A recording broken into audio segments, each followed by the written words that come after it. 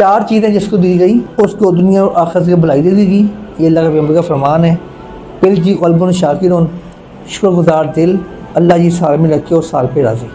ولسان ذاکر، اور ایسی زبان جو ہر وقت اللہ کے ذکر سے تر رہتی ہے، اٹھتے بیٹھتے چلتے پھرتے کھاتے پیتے کھلاتے ہانڈی بناتے صفائی کرتے زبان پہ ذکر کرے۔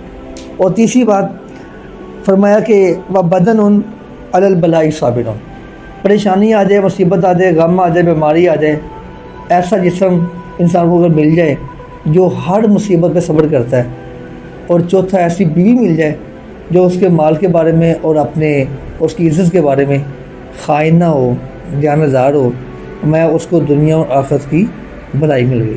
بلکہ وہ ایک روایت میں آتا نا، الدنیا کلھا متاع، دنیا ساری کی ساری سامان ہے، وخیر متاع الدنیا المرأۃ الصالیہ، بہترین جو دنیا کا متاع ہے وہ نیک عورت ہے۔